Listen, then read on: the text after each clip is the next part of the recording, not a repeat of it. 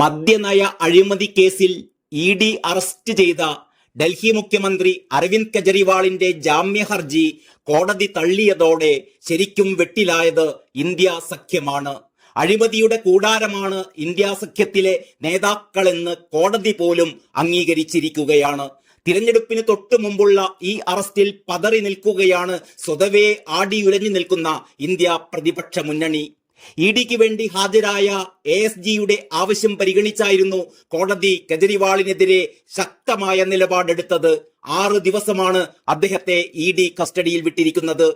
ഈ മാസം 28-ന് 2 മണിക്ക് കെജ്രിവാളിനെ വീണ്ടും കോടതിയിൽ ഹാജരാക്കും.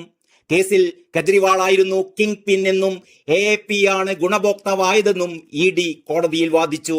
തെളിവൊന്നുമില്ലെന്നായിരുന്നു കെജ്രിവാളിന് വേണ്ടി ഹാജരായ അഭിഭാഷകർ പറഞ്ഞത്.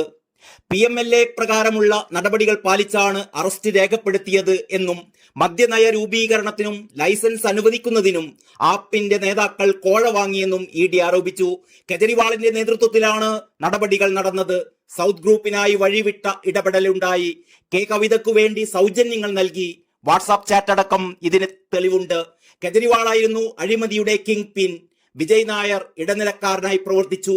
പഞ്ചാബ്, ഗോവ തിരഞ്ഞെടുപ്പുകൾക്ക് അഴിമതിയിലൂടെ ലഭിച്ച പണം ആപ്പ് ഉപയോഗിച്ചു. ഗോവ തിരഞ്ഞെടുപ്പിന് 45 കോടി രൂപ ഉപയോഗിച്ചു. ഹവാല വഴിയും പണമിടപാട് നടന്നു. ആപ്പാണ് അഴിമതിയുടെ ഗുണഭോക്താവ്. PMLA നിയമപ്രകാരം ആപ്പ് ഒരു കമ്പനിയാണ്. ആപ്പിന് കിട്ടിയ അഴിമതി പണത്തിന്റെ ഉത്തരവാദിത്തം കെജ്രിവാളിനുമുണ്ട്. പാർട്ടിയുടെ ഭരണഘടന പ്രകാരം ഉന്നത പദവി കെജ്രിവാളിനാണ്. ഇദ്ദേഹത്തിനെതിരെ മതിയായ തെളിവുണ്ടെന്നും ഇ.ഡി വാദിച്ചു. അതേസമയം കെജ്രിവാളിനെ നേരിട്ട് ബന്ധിപ്പിക്കുന്ന ഒരു തെളിവും കേസിലില്ലെന്ന് കെജ്രിവാളിനായി മനു അഭിഷേക് സിംഗ്വി വാദിച്ചു. നേരത്തെ ഉന്നയിച്ച കാര്യങ്ങളാണ് ഇ.ഡി തെളിവായി പറയുന്നത്. എന്നാൽ പണം എങ്ങോട്ടൊക്കെ പോയി എന്നതിന് തെളിവ് കണ്ടെത്താൻ ഇ.ഡിക്ക് സാധിച്ചിട്ടില്ല. കെജ്രിവാളിന്റെ അറസ്റ്റിന്റെ അടിയന്തര സാഹചര്യം എന്തായിരുന്നുവെന്നും ഇ.ഡി പറയുന്നില്ല. വലിയ വ്യവസായികളാണ് കേസിലെ സാക്ഷികളെന്നും സിംഗ്വി പറഞ്ഞു. കെജ്രിവാളിന്റെ അറസ്റ്റും ജാമ്യം നിഷേധിക്കലും കേരളത്തിലാണ് ഏറ്റവും വലിയ ഞെട്ടലുണ്ടാക്കിയിരിക്കുന്നത്.